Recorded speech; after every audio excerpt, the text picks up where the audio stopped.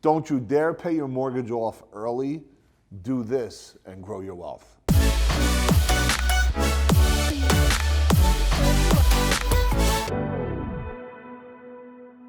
What's up, everybody? Rob Gill, Epic Financial Strategies, and we are in Red Bank, New Jersey, and this is where the magic happens.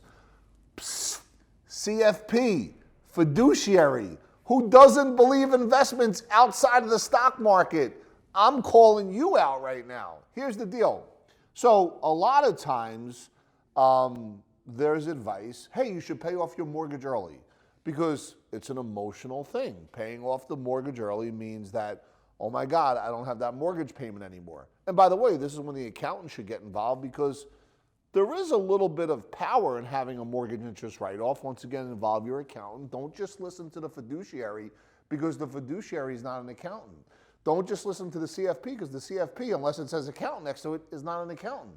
But let's play in that space. If I was to look at a $300,000 mortgage, and let's just play in this space for a second, and the person that's in agreement that, hey, you should pay your house off early, they'll say, listen, do 15 years, the interest rate will be about 2.5%, and your payment will be $2,000 a month.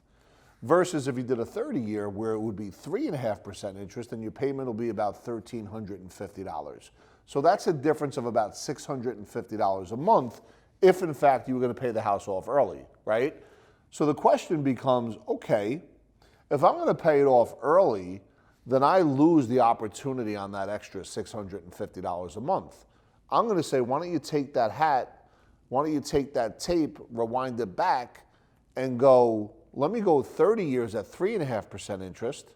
Let me save that $650 every single month, which over 15 years before compounding interest is about $108,000.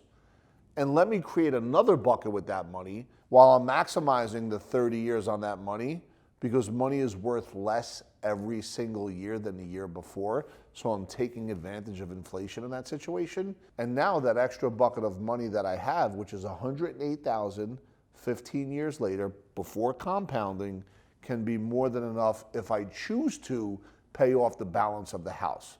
But I put the money in a separate bucket, and by having it in a separate bucket, I've achieved liquidity, access, and control. And at the same time, if I chose, I could have used that money for other opportunities, like, hey, maybe I could have bought a couple of rental properties with that money.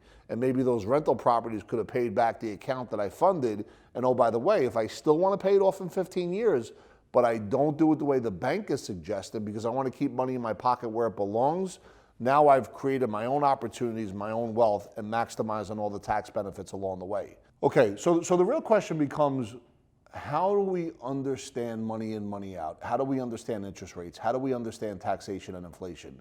If we could really understand that, it's my opinion that if you're going to go 15 years versus 30, I'm going to say go 30 if, in fact, you're going to save that extra money you're saving on the mortgage by going 30 years instead of 15. So if you're going to save that $650 a month and be able to recapture $108,000 15 years later, and you've done it properly through proper planning and proper strategies, then you're going to be way better off than if, in fact, you paid off the house 15 years later. You could accomplish the same thing in 15 years, except if you do it the right way, you could have other investments working for you as you pay off that house in year 15 of a 30-year mortgage.